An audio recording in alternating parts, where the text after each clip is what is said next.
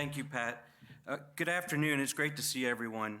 My name is Michael Greenberg. I'm the Senior Vice President at Decision Lens, a 28-year retired Army Comptroller, and a proud member of ASMC for over 20 years. Before turning it over to our esteemed panel, I'd like to tell you a little bit about Decision Lens. You may be familiar with several challenges within the current PPBE process. Decision Lens provides an integrated software solution in prioritization, planning, and funding programs. We automate the front end of the PPBE process by leveraging a cloud-based collaborative data studio, algorithms, and valuation criteria to drive data-informed decisions. Identifying the need to change and the path forward is being chartered by our reformers across the government today and discussed at length in the PPBE Commission's interim report.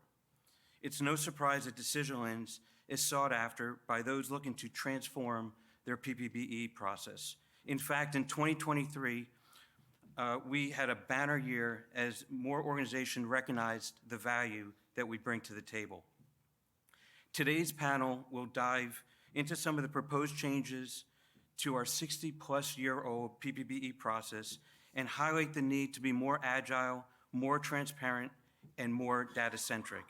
These changes are necessary for America's military to meet its mission, and if you stop by our booth, we'd love to show you how Decision Lens can play in your modernization efforts.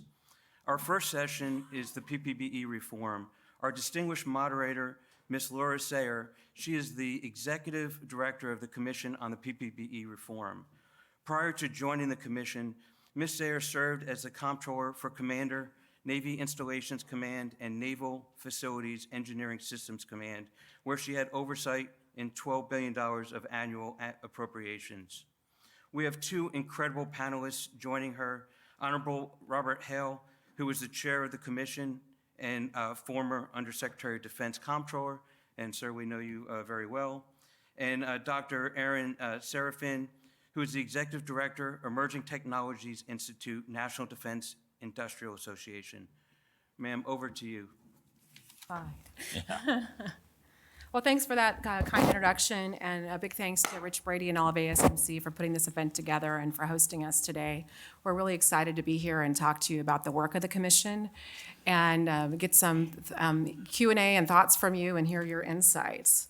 So I'll start off with a few questions, and then I'll pause and take questions from the audience. So, be thinking about what you want to ask these two august members of our Commission. So, Bob, we'll start with you. Can you give us an overview of the Commission, including what we've accomplished so far and where we're at now? Okay, well, thank you, Lara, and thanks to all of you for the chance to talk with you today. So in the fiscal 2022 NDA, Congress set up the PPBE Reform Commission. We are a legislative commission. We report to the legislative branch, but we've worked a lot and will continue to work a lot with DOD. We were tasked to do a comprehensive assessment of all four phases of PPBE with a focus on defense modernization, but we're looking at all portions of the budget. So we started about 2 years ago. Now it's come almost 2 years. Yep. And in that time, we have done what I like to call a listening and learning tour. We have interviewed largely our staff, but some commissioners as well, almost 1,100 people from Congress, from DOD, from industry, from academia, PPBE experts, but also experts in affiliated fields. We've also done a fair amount of research related to PPBE, some by our own staff. They've done some good work for us, but also a number of outside organizations, FFRDCs, and others. And finally, we've relied a lot on the experience of both our staff and our commissioners, which all of them have, or most of them have, extensive experience in PPBE. So how do we bring all this together? Well, in order to try to do a comprehensive assessment, the Commission established 5 broad goals, areas where we thought PPBE might need to be changed, and you'll hear some about those a little bit later in our discussion. We then assigned commissioners and staff to those goals, And they look for the root causes of problems, why PPBE might need to be changed, and whether they had specific recommendations that they thought should be made. And those, in turn, were debated by our full commission. In August, we issued an interim report which laid out 13 recommendations that we thought, the commission thought, where implementation could begin now.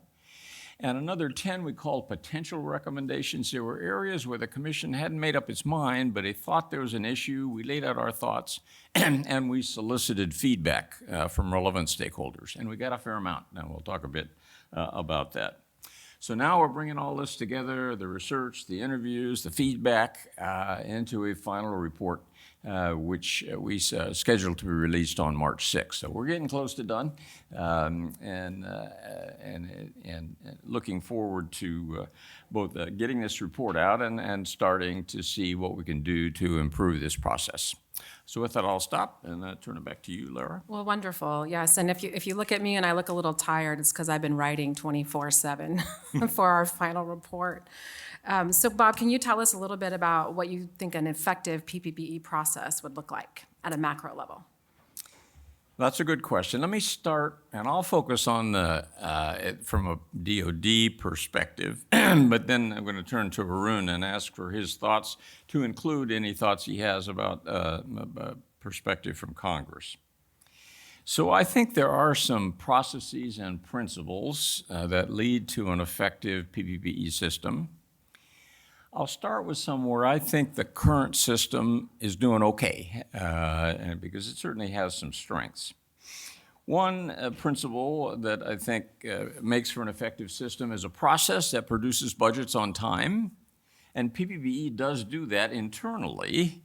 Now, there are often external events that intervene and make those budgets late, but I think PPBE itself does a pretty good job of keeping the trains running on time. Another principle that's important to an effective PPBE system is that it introduces and discusses trade-offs in major areas for major decisions, and then brings analytic information to bear both on costs and benefits to allow decision makers to make informed decisions that in turn lead to an effective national security at a reasonable price. And there again, I think the current PPBE does that, at least in my experience with it, and I think that's widely accepted. And finally, another process or principle where PPBE works well and it's important to the system is that relevant voices get to be heard. As I think many of you in this room know, many of the PPBE starts at base and installation level, works up to service chiefs and secretaries, and all the way to the Secretary of Defense. And in that, on that route or during that travel, I think the system does allow relevant voices to be heard. There are a couple other principles I want to talk about where I think PPBE probably the current one needs some improvement. One is strong guidance to the services, so that they are focusing on the principles that are laid out in the defense strategy that are supported by the Secretary of Defense. That's one where I think the current system could do better. Some of that guidance is not on time. It's largely given now through the defense planning guidance. And some of it is pretty much consensus-based. The service is frankly getting the words that they want into the DPG so they can justify their own programs. We probably need more research and some more incisive guidance. Another thing is streamlining. This process takes a lot of time. I don't need to tell this audience that. You are spending your time doing it. And we think there is some duplication that can be eliminated in the current PPBE. For example, it's not obvious we need a POM and a BES. Maybe just one document would do. There is, I think, some duplication in the programming and budgeting processes. Sometimes they deal with the same issues, and they too have separate documents, so we get two documents, PPDs and PITMs, during that process. Maybe one would do. So streamlining is good, but the last thing I'm going to mention in terms of important principles where improvement is needed is agility. That is being able to adapt and change while the process is going on so as to encourage innovation. Right now, it can take 2 to 4 years from an idea getting started to actually getting funds from Congress and getting it on contract. That's not all PPBE. Congress is in there as well as sometimes the contracting process. But it's just too long, especially for high-tech programs where technology can change in months, not years. But that's agility. We probably heard more about PPBE being too slow than anything else in those 1,100 interviews that we have conducted. I think agility is important, and certainly the Commission will be focusing on ways to improve it. So hopefully I've given you a few thoughts on principles that are important to PPBE, whether it's producing budgets on time, relevant voices being heard, or agility, and others that I mentioned. Let me stop, and I'll turn it back to Lara. Well, I think Arun has some Okay, unique and perspective yes, from his time as a staffer and in industry. So Arun, what would you like to share? Yeah, thanks, Bob and Lara, and thank you all for coming here. I have to admit that when I got my degree in material science and became an S&T staffer on the Hill, I never thought I would find my way to an ASMC meeting, and so this is a big achievement in my life that I've actually made it this far, and so I appreciate the opportunity here. Working on the commission has been an eye-opener for me in a couple of different ways, many different ways. One is it gives me a real appreciation for what you all do. And I saw it from the staffer side, and I worked in the department for a little while, but never had a sense of, until I started to get into the guts of this PPBE process and everything that happened before those J books showed up at my desk. I just didn't have a sense of it. So I appreciate, what you're doing, and then it sort of inspires you to say, there's got to be a better way. And coming from a technology background, that's always what we're trying to say. The other thing I come to appreciate is that we just all have to agree and live with the fact that it is a shared system. It's shared between at least 2 branches of government, certainly shared between the services and OSD. If it's shared between 2 branches of government, it's likely shared between 2 political parties also. And that's just going to be the nature of the system. And we're going to have to figure out how to create a system that can navigate all that. And there's some actually interesting stuff we've done in looking at comparison of what we do in this country and what some other systems do in other countries. And I commend some of that work to you to look at it at your leisure. The other thing is that the commissioners themselves, led by Bob, have a great mix of backgrounds. I have primarily a congressional background. There's a few of us like that with some department experience. There's others with very significant department experience with a little bit of congressional background. There's others who come at it decidedly from an industry perspective. And so that mix of voices, and Bob did a great job of sort of shepherding us and keeping us moving along and not just showing how wise we are in every debate and sort of getting to a conclusion. But that mix of voices, I think, is going to result in a product that is, I'll call it bureaucratically savvy, right? It's aspirational, sometimes transformational, but we think it has a chance of actually happening. And I want to give ourselves credit for being that sort of worldly wise enough to make those kinds of recommendations. So I really hope you all and your communities take a look at this stuff and if not take it perfectly, then refine what we're proposing. Now, from a congressional perspective, we actually did try to take on a few specific reforms that would help with the congressional part of this whole process. And that began with the listening tour that Bob talked about. And certainly from some of the congressional stakeholders, there was this complaint that the department is not delivering information on time for the needs of congressional oversight or the production of the annual authorization or appropriations bills, and combined with a lack of transparency in that information. And so, we as a staffer always wanted more information and yesterday, right? And that is just a continuous complaint. On the other hand, you hear from the department that there is a wish that there wasn't the continual request for information with no apparent purpose behind those requests. And I have to admit I was probably guilty of that during my time on the SASC, as well as, and not surprising, not getting the appropriations done on time. And so the delay in the appropriation, we heard those concerns. And so, what does that drive you to beyond the process improvement is the how can we improve trust and transparency between those two groups that are absolutely always going to share this process. And so our interim report tries to go after some of those ways to improve trust and transparency. Some of them are actually, the kinds of things that some of your sponsoring companies are working on, the technology behind all of the systems that we were using on the Hill, that you're using in the building, and that there must be a better way to connect and share data appropriately between the two organizations. But it gets down to sort of the blocking and tackling pieces of all. Can we improve the training for the liaisons who deal with the staffers and the members on the Hill so that there's a better chance for them to put forward the good work and explain the decision-making that's going on in the Hill, because going on in the building, because it is good work that's going on, and sometimes something gets lost in the delivery message, and the staffers left not understanding what the point was and then doing something with less information than they should.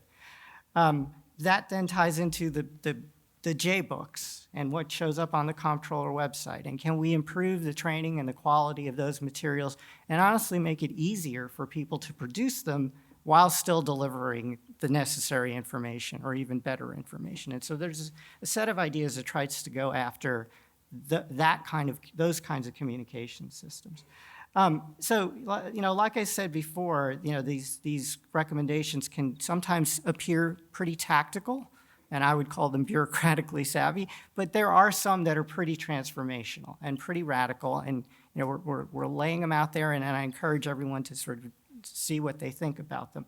From a technology perspective, when I think about the big programs that my community is thinking about, it's things like the drone program Replicator. It's things like JADC2, the networks and connecting all the sensors and shooters together. We will never succeed the way we claim we want to succeed with either of those efforts if we continue to have a PPE process behaving and operating the way it is now. Those programs are trying to move too fast. They're trying to move at too high a scale. They're too working between the seams of traditional institutions to get done effectively and efficiently the way we claim we want them to get. So in my opinion, those are two great examples to take on some of the ideas that we're pushing out here and maybe help them run faster going forward. Back to you. Awesome. Thanks for that insight, Arun. Appreciate that. So as Bob mentioned, our interim report identifies 5 overall goals or objectives for how we looked at the challenge of how PPBE operates today. And as he mentioned, it was born of all of our engagements, our research, and our experience to try to distill down how do we look at the problem and then put our recommendations together. So I'll just briefly step through those 5 goals.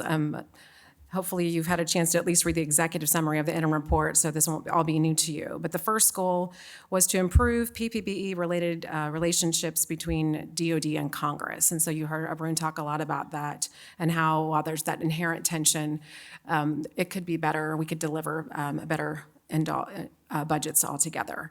The second goal is improving PPBE processes to better promote, better foster innovation and adaptability. So any of us who have had the pleasure of executing budgets know how unforgiving the year of execution can be when things change, right? Whether technology changes, you have a changing threat, how do you flex, how do you adjust within the realm of what you told Congress and make things happen so the warfighter has what he or she needs when they're downrange. The third one, improve the alignment of budgets to strategy. So when we met with the congressional committees, and we met with them once a quarter, all for the defense, we also met with the Intel Committee and the MilCon as well.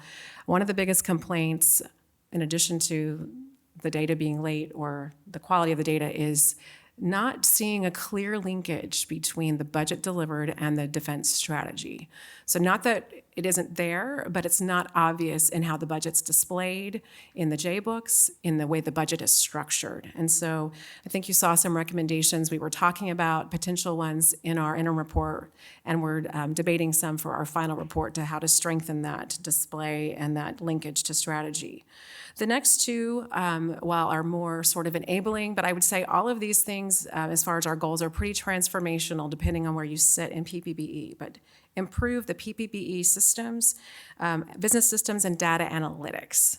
And I think that speaks volumes to this crowd. We all know how old most of the systems are. I think we're only just starting to retire some systems that are 60 years old. I think Sabres, or no, is it STARS? We just retired on the Navy side. Air Force is still using GAFs. I think they were using that when I started my career 25 years ago. So we have all these bespoke old systems that are clunky.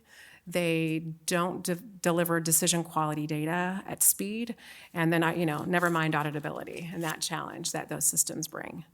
So you'll be seeing some recommendations, additional recommendations on how to approach that. And then last but certainly not least is improving the DoD's programming and budgeting workforce, because none of this happens without the men and women who make all these good things happen, who crank the system.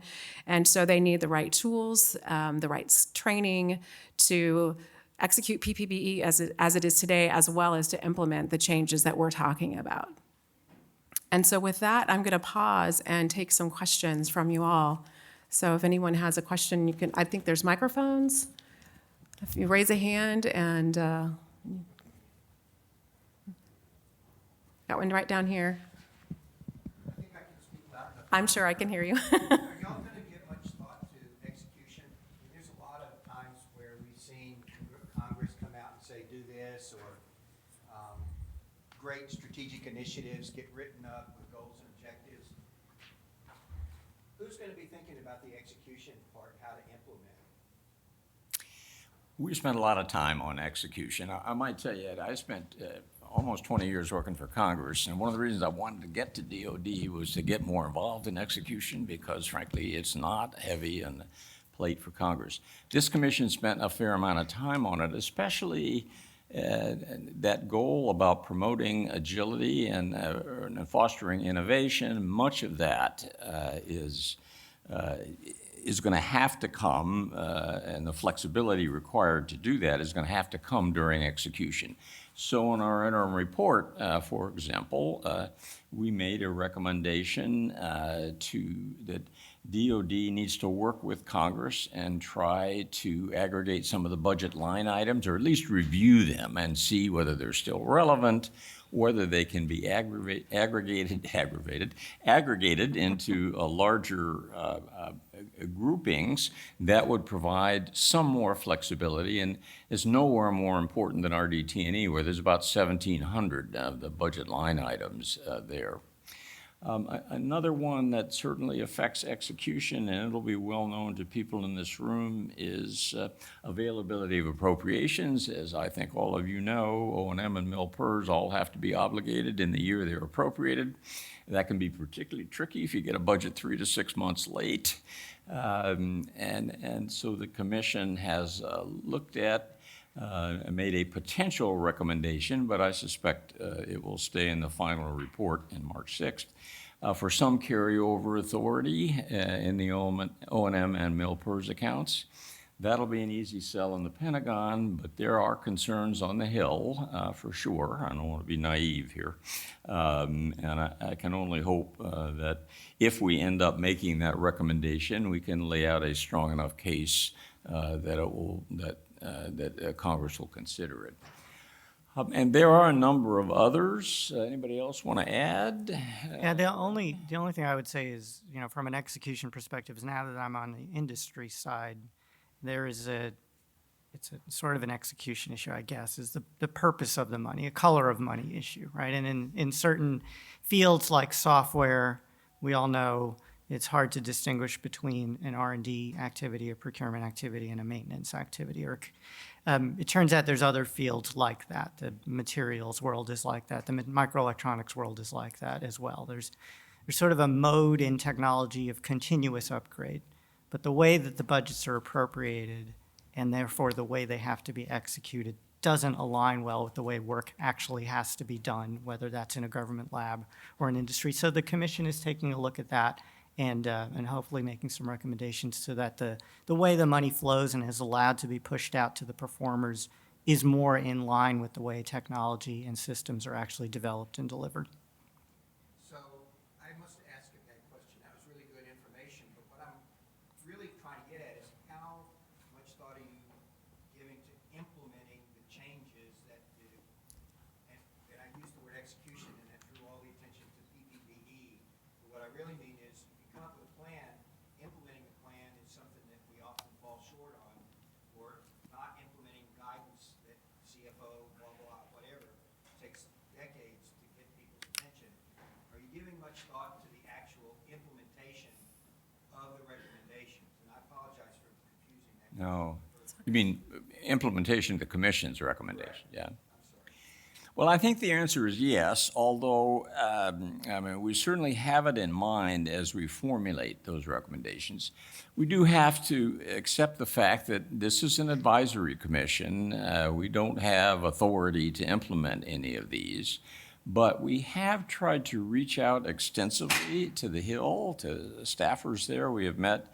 We've done a lot of briefings on the Hill and also a lot in the Pentagon. And the goal there was to make sure we get the recommendations right, but also get their feedback on whether or not this is something they're going to be willing to consider. And, again, I'm not going to be naive. There are concerns, particularly in the appropriations committees, about some of the recommendations we're going to make. But I think all we can do is lay out our best case and then be available to try to answer questions if they're willing to talk to us. You want to add more to that? I would add that the way a lot of our recommendations were written in the interim and are going to be in the final report are going to point to an organization and say, OSD comptroller or CDAO are responsible to do X, Y, Z. And in some cases, we even put a timeline that we recommend it be completed by. So that's, I think, one of the ways we're trying to, so it's not a nebulous, you can do it whenever you want. So it's clear, and then you don't get the people pointing it at someone else saying that's your job, not my job. Yeah, I think some of the members of the commission are guilty of having created commissions in previous NDAAs. And so there's some savviness about what makes a good recommendation, what can be absorbable by committee staff and by members. And so I think one thing that's going to help with implementation is learning some lessons from other commissions about even just the volume of recommendations. And then how directed are they? Do they really kind of give you pointers to who should do what and when? And I give ourselves credit for trying to make them as pointed and actionable as possible. I think the other thing is, like Bob said, Bob and Ellen Lord as well have done a great job with continuous dialogue with both the building and the Hill. And so there's been this feedback mechanism, and it helps shape some of the recommendations. They didn't dictate to us what the recommendations should be, but we certainly were hearing their voices as we were debating our final recommendations. And then again, for what it's worth, we've already seen some signs from Congress and from the building that they want to do something with the recommendations. We heard that when the first interim report comes out, and Lara's dealing with a set of requests for us to visit the Hill as soon as the final report is out. And then finally, I would just say, working with this community, we're going to speak to my technology community and the acquisition community as well. We're going to lay out these recommendations, and we're hoping there's some agreement with some of our ideas, and so there'll be this general push to all of the decision makers, no matter which side of the river they're on, to try to make some of these reforms.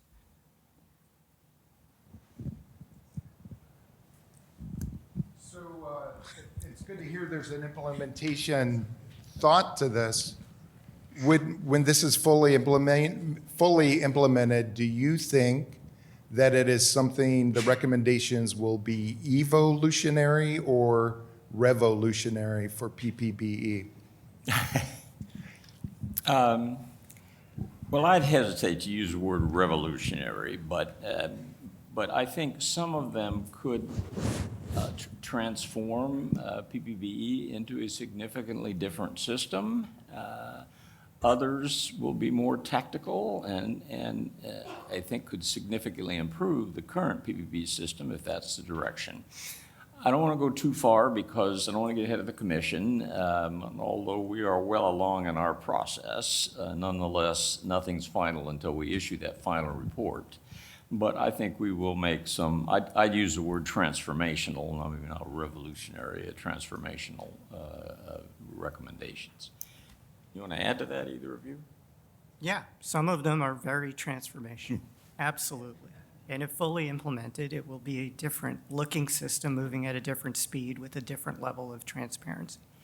Others are very tactical, right? They excite me, merging budget activities together. Probably doesn't excite a lot of people. Maybe it excites you, but it excites me, right? So there's a range there. And will we know the day after the report drops? Or no, right? You'll know X years from now when we gather back in this room and we pointed all the mistakes we recommended that they took us up on, but then occasionally give us credit for these things. So my answer to you is, yeah, there are things in there that are pretty transformational.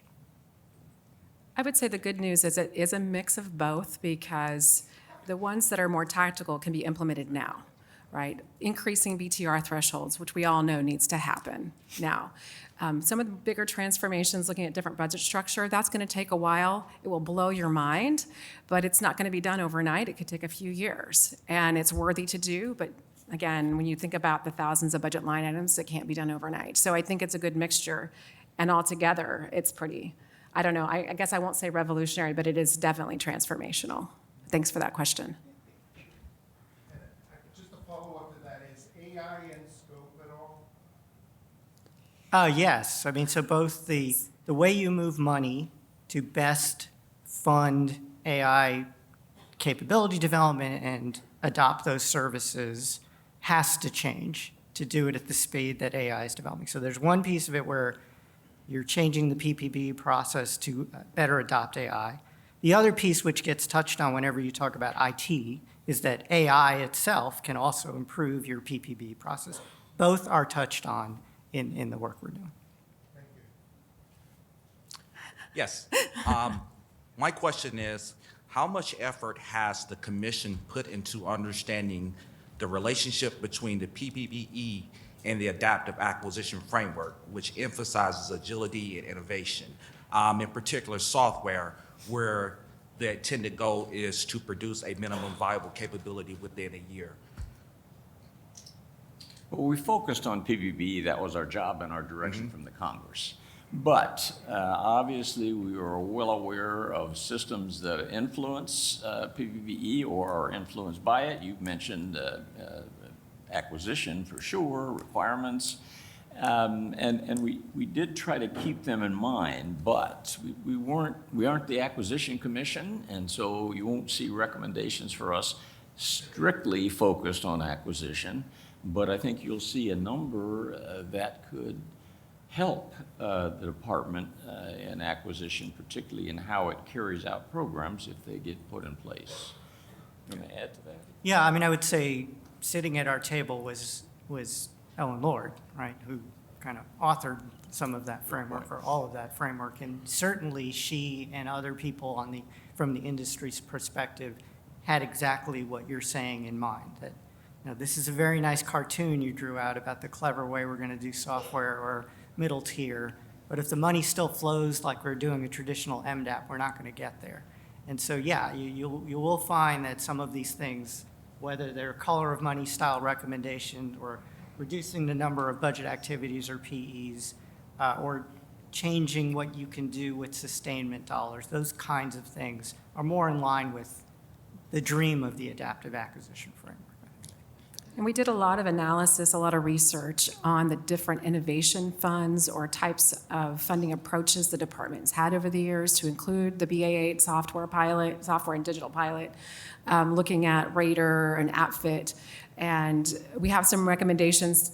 I mean, while we think there's goodness in all of that, as Arun's alluded to, some of the transformation with the budget structure or how colors of money are used to try to get rid of all those seams. Because when you look at the way the colors of money are built, and I'm a big comptroller nerd and an acquisition nerd, so, and you look at the phases of acquisition life cycle, it follows that, right? So budget activity 1 in RDT&E and basic research. And I will tell you, the congressional staffers, especially appropriators, love following a program as it progresses through that technology. But that BA 1 through 6 and 7 and RDT&E, that was based on an old industrial model that doesn't work. You can be working on a technology and it's hard to tell, is it budget activity 3, 5, 7, and what's the goodness in it? I don't see the utility in it, me personally. So appreciate the frustration that you're expressing. We absolutely had that in mind. We do talk about it in the interim, absolutely will be in the final report, trying to make this work faster for everybody, because the last thing you want is yet another line in the financial management regulation for your financial manager and your fiscal attorney to debate. And then the people change over and you get a different opinion from the new people, right? So we're looking at ways to make that a lot simpler, more straightforward. Thank you. Other, right here. My question concerns workforce improvement. I spent about 30 years in uniform. I found at the service level, at least my service, a lot of training, education on execution, but not a lot of training and education on folks that are doing programming and budgeting. I'm just curious if you saw that as you talked, what your observations were, and anything you can talk about recommendations for improvement. You want to start with that one? So I'm one of those people, right? I have almost 26 years now as a finance and acquisition professional in the department. I can tell you from being in the program office as a GS, I think 9, and building the RDT&E justification book. And my training was, here's last year's J-book, have at it, make sure the numbers add, right? No one talked to me about the kind of words you should use, how I went and talked to the engineers and program managers and did all the right things, but how do you describe adequately for Congress what you're doing without painting yourself into a corner, right? If I want to buy a writing utensil, do I call it a writing utensil, or do I say I want a blue pen? Or what if there's a better deal on red pens, right? So that sort of training wasn't available, and I really haven't seen it across the department. So we talk about that kind of training, systems training, right? There's all these new tools out there. Decision Lens is here. I think Definitive Logic, all these great new tools and data analytics. And is there enough training so that the folks that are used to using the old school methods, right? How do they use these tools? How do they access Advana to use the 100+ applications on there and really use the Power BI tools? So we have recommendations associated with that. I'll pause, Bob, if you wanted to highlight. Well, let me add and I agree with Lara, but let me add a specific issue that's of concern to me, and that is that what this commission is going to recommend in March 6th will certainly add significantly, I think, to the workload of the Department of Defense, and that added workload is going to fall most heavily on the finance and resource management communities. We've worried about it. We've thought about it. We're not, in the end, the department has to decide how to allocate its civilian and military personnel. But I think in the final report, we will recommend that the department establish an implementation team to look at the commission's recommendations. And I don't know how large that has to be, because we don't know which ones the department and the Congress are going to be willing to accept. But I think it'd be a substantial team. It'll be temporary. We've guessed 3 to 5 years, though. It's not going to be a year, because some of these efforts, some of these changes will take a good amount of time to implement. We haven't told the department where to find the people. Again, I think that has to be their job, but we have suggested some of it may have to come from internal resources. Maybe they want to look at volunteers from other functional communities. It should be a cross-functional team, I might add.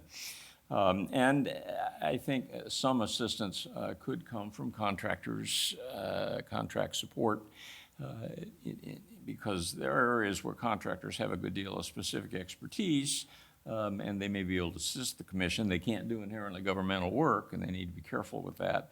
But I think there are things they could do. So I think we're mindful of the importance of helping the department figure out how to implement these, assuming it wants to go forward with their implementation.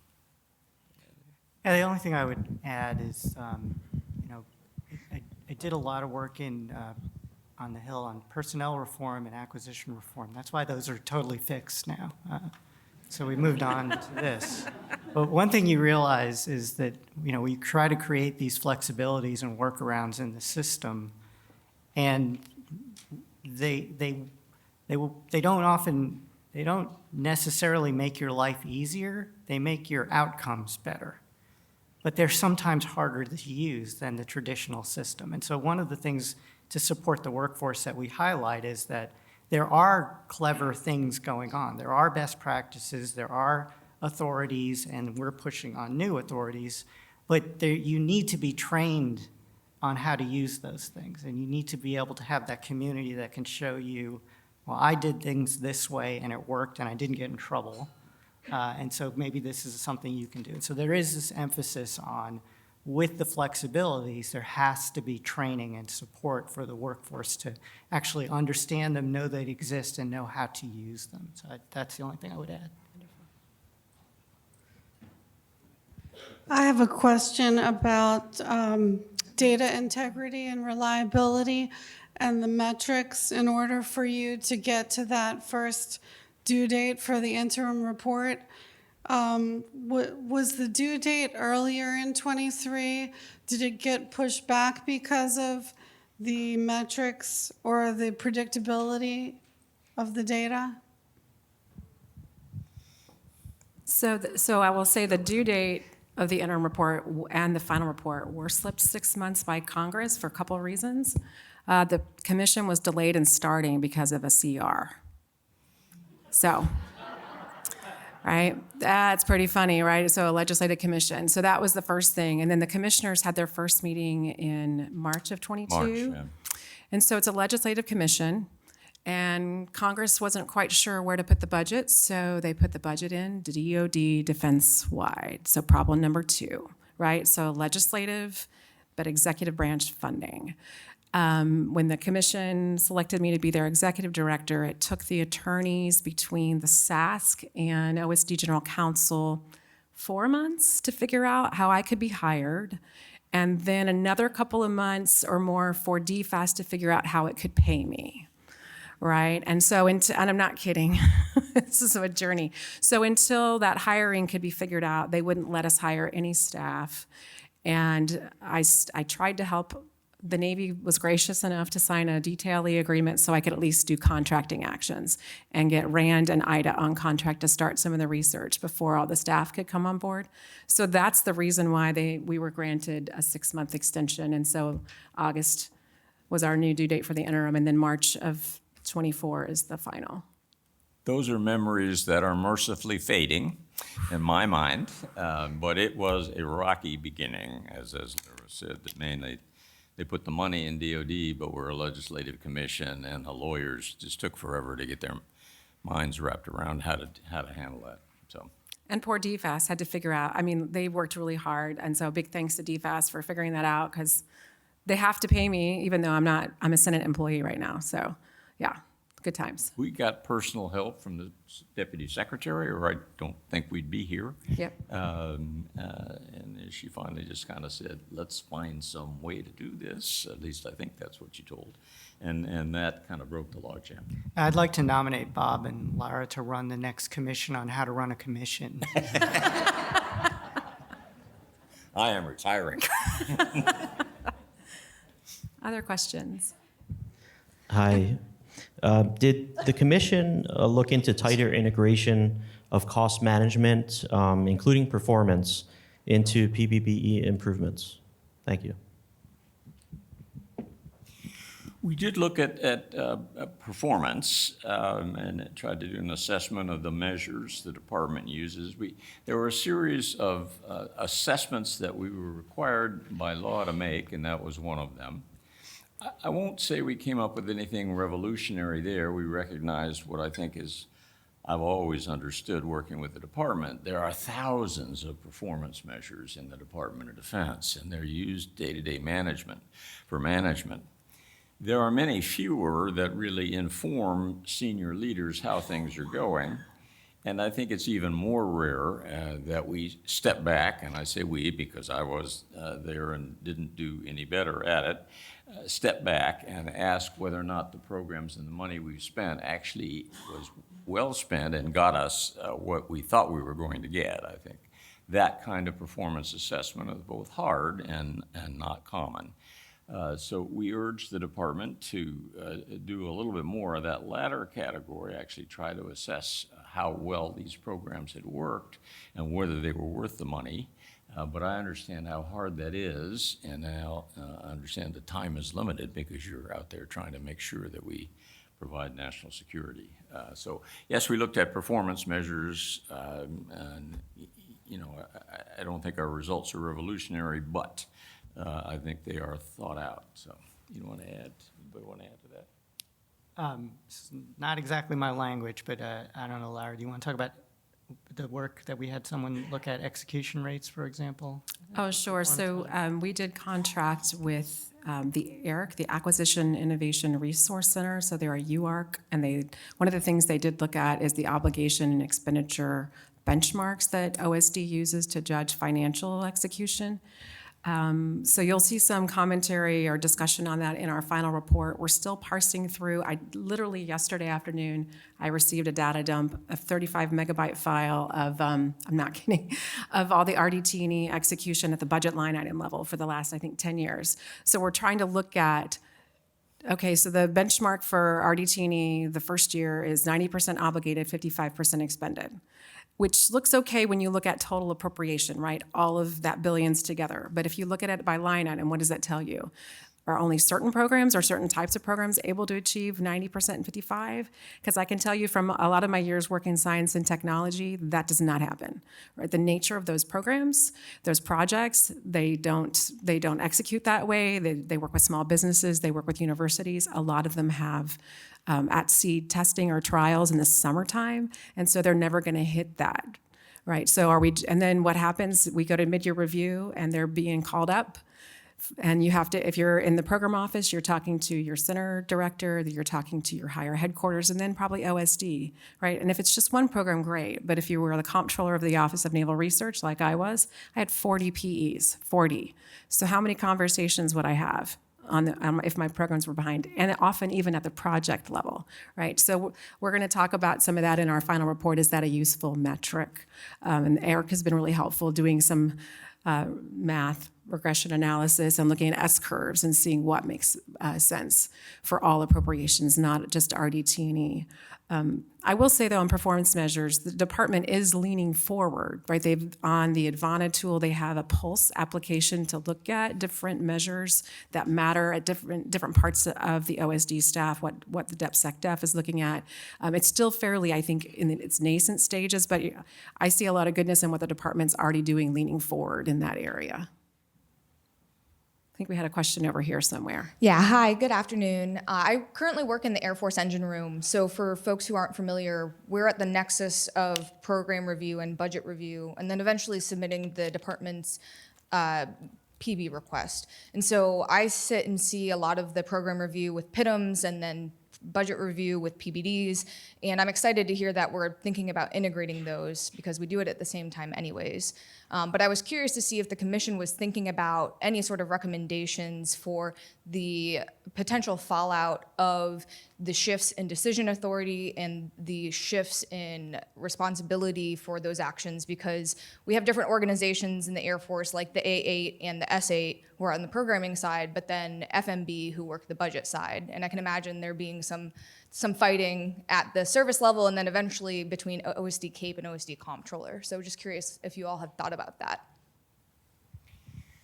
So I don't want to get ahead of the commission here. And as I said, nothing's final until we issue our report on March 6th. But we have looked at, with a focus on OSD, but I think a lot of what we will end up recommending may be useful guidance to the services as well, whether or not we want to do some streamlining and reorganization of the current PPBE system, and in particular, combining the programming and budgeting phases into one, because there is duplication there.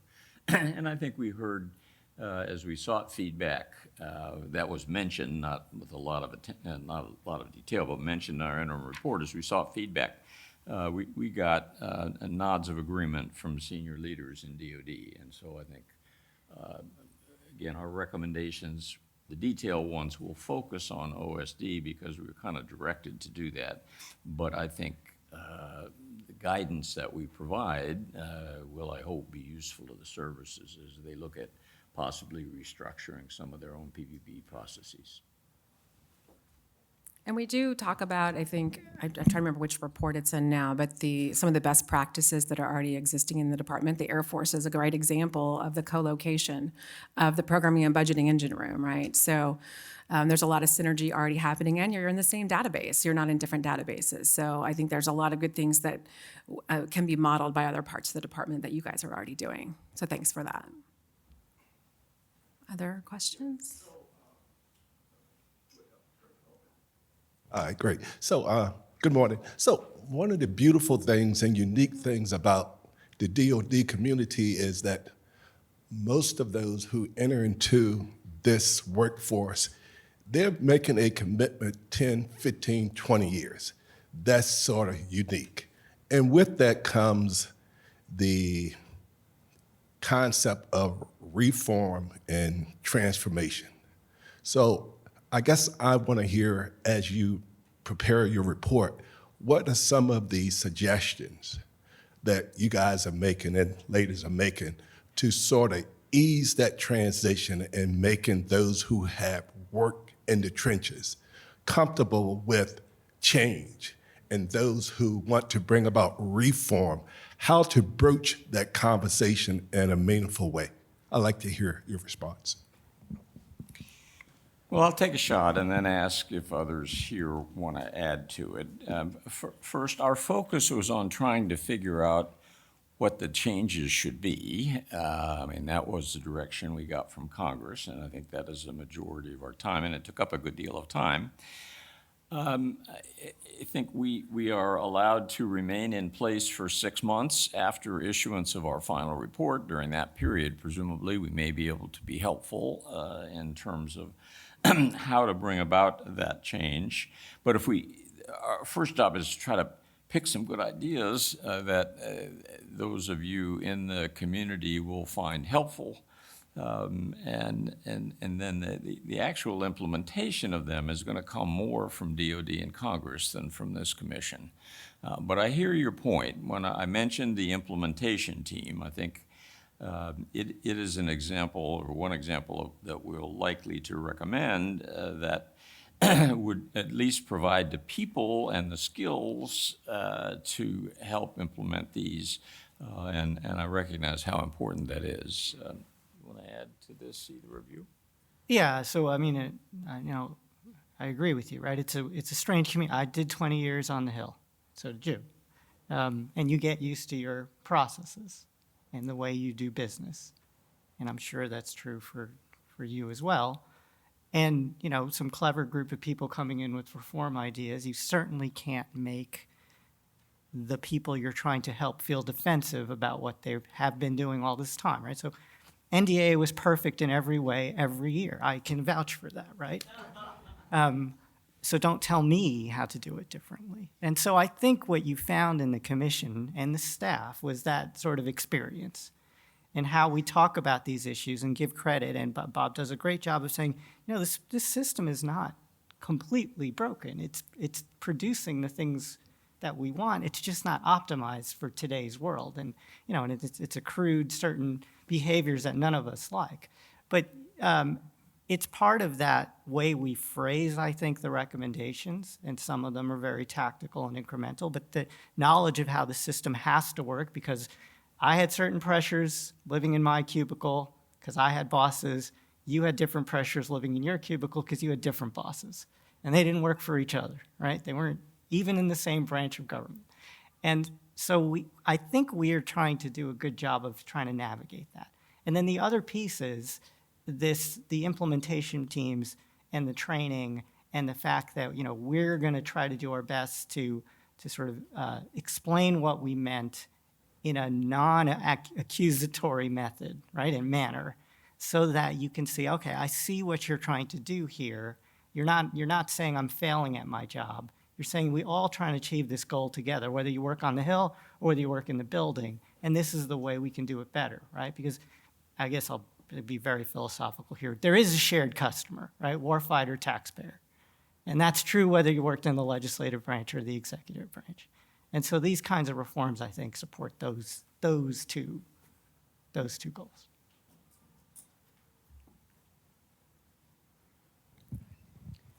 I've just got a quick one.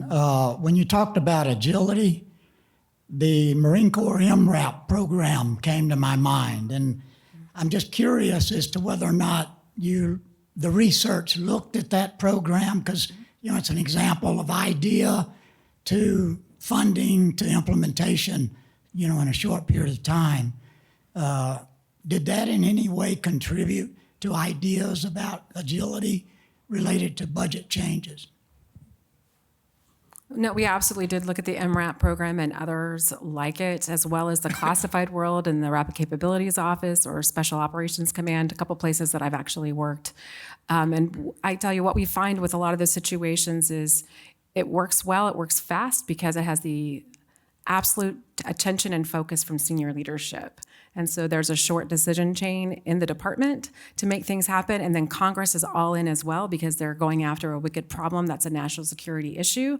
And so they're willing to give money, often lots of money, and sometimes it's all one kind of money instead of making you walk through it. So we definitely looked at that, and that did inform how I think we're characterizing how the budget should transform. So you can sort of get at that for every, I'll say, normal program, right? Because not every program can go to the DepSecDef, right? Or the Secretary of the Service. They just don't have the bandwidth for them all. But how do you get that shorter decision chain type of, agility? So yeah, absolutely. MRAP is a great example of when everybody comes together to solve a difficult problem. I don't know if Arun or Bob, you want to So add? Bob Gates, the Secretary of Defense, was the program manager for MRAP, effectively. And sometimes I think on an almost day-to-day basis, but that is unique, or at least very unusual. And I think we need to aim for the average program, not the unique ones like that. I mean, I can say, so I was on the hillside while all of that was going on, and our behaviors changed as well. The oversight style was definitely different. There was an understanding of the need to move fast, and those kinds of flavors of systems and programs that worked well and worked at the speed we want, and the behaviors on both sides of the river to make that happen absolutely did inform our deliberations and the kinds of things you see in the recommendations. In terms of where PPB can be better reformed in investments in critical technologies, I was just curious, what are your thoughts on initiatives like the Office of Strategic Capital or more private sector and equity hybrids like InQtel to supplement current gaps in the realities of funding gaps due to CRs? And really just, is there like a feasible appetite to expand such programs, like perhaps even like the working capital funds or a DARPA-like portfolio as mentioned in your interim report? I need you to start. You want me to start? I thought Arun's better than me. So one of the things that we talked about a lot, I think, is that the world we're in now, the department's spend in advanced technologies, biotech, AI, quantum computing, is way overwhelmed by global spend and commercial spend in those same areas. And so as opposed to a time when what the department invested in was the technology that was going to develop, then the department was going to be the prototyper, the department was going to be the customer and the user. We're not in that world anymore. So the PPBE process and the tools around it need to be reshaped slightly, at least on the edges, so they can influence private sector spend as much as possible, right? So to get your favorite kind of money, other people's money, right? Moving in the direction. And so tools like the kinds of things that Office of Strategic Capital, the InQtels of the world, some of the cost-sharing stuff that's going on in the SBIR program and at DIU, those are things that we were briefed on and certainly were incorporated in some of the recommendations. And then some of the, big Rod Shah from DIU's, former DIU director, is one of our commissioners, right? And certainly brought that voice into the room of, whatever we do here in reforming PPBE, we need to understand how this is going to influence big amounts of spending very quickly on the technologies we care about. And so those kinds of tools certainly are part of the conversation. I think we can take one more question. Yes, sir. No, let's point at you. I can't see your name tag from here. That's fine. I'm Patrick. So I'm curious on the adaptability of PPBE to the really tectonic shifts. So even since the committee has been formed, you had the invasion of Ukraine, and then you've got the issue with Hamas. These are fundamental shifts. So how are you all recommending that PPBE be flexible to that? You want to start with that? That's too hard. You can do that. I have trouble understanding it. So a lot of the things we talk about for agility in the year of execution, looking at what should the below threshold reprogramming be, we all need to know those need to go up. So what should they look like? We're going to have recommendations around that. We're still debating what exactly the dollar amount or should be. That's a big one. Reducing the budget line items. So DoD working with Congress to look at the existing 2,000 plus line items to reduce them so that you have a little bit more agility within what you described to Congress. So let's see a couple others. We talk about a potential idea of reducing the budget activities in RDT&E. So and again, all these things reducing the seams, still, preserving Congress's oversight, but, having that communication improvement in how we communicate with them and frequency, as well as from a data perspective, not a PDF that's emailed, but real digital sharing of information and those things. I think when you combine all those different changes with how the budget's structured as well as how we communicate with Congress, that's how we move at speed. Arun or Bob, you want to add? Well, let me say a little more about one thing that I think is potentially transformational, and it was mentioned, not briefly, but in our interim report, and that is, and I think it will be in the final report as well, that is transforming the way the budget, DoD budget, is presented to Congress and the public, but also the way Congress appropriates.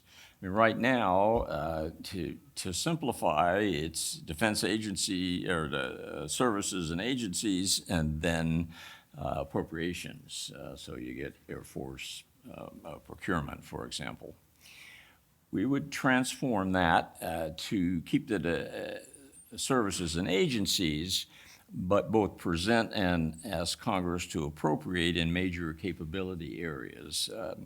Department will have to figure out what these are, but examples could be things like ground maneuver units, surface ships, tactical aviation. The way we think about, if somebody asked you what was in the defense budget, you probably wouldn't say, well, there's $210 billion worth of procurement. You'd say, well, we're buying a certain number of ships and we're buying these aircraft. So maybe we ought to present the budget that way, and then again ask Congress if they will appropriate that way. This is a big change, and we've gotten feedback both positive from the Department of Defense on this one, but also concerns about how hard it will be, because you not only have to change the way you do business, you're going to have to reorganize, because both the comptrollers and frankly the appropriations committees are organized around, as you know, around appropriation titles. So, but it would potentially provide more flexibility.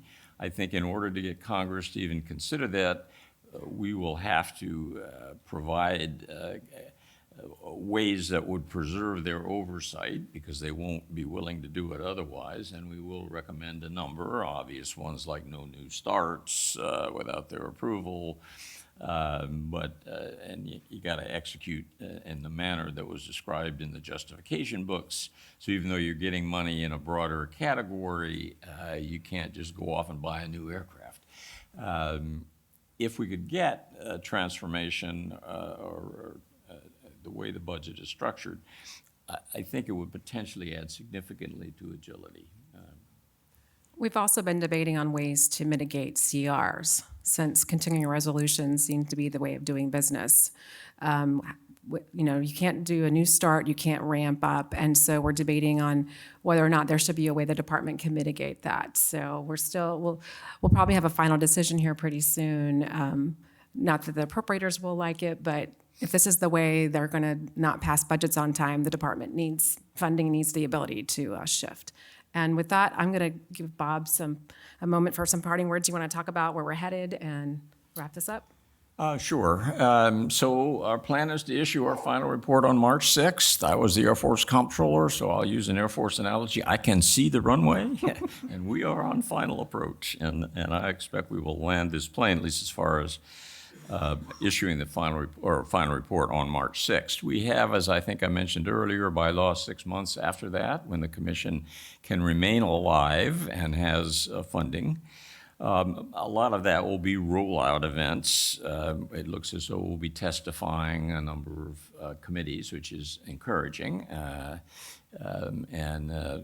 suspect there'll be a few ASMC events, I hope. I think we'll be at the National PDI and probably the Washington PDI to talk about what we're doing. And I think less clear is whether or not we can be helpful to the department and the Congress in terms of how they try to implement some of these changes. That will really depend on them, whether they want help. But if they do, then I think the commission would have a limited staff. We will have to start drawing down, but a limited staff and some of its commissioners who'd be willing to try. So we're going to get there. We're going to issue a final report on March 6th. I very much hope that it will be helpful. I think there's some good ideas in there. I think we just have to see whether we can get Congress and DOD to move forward with them. But I'm encouraged. We got the Deputy Secretary of Defense issued a memo the day after our interim report was put out.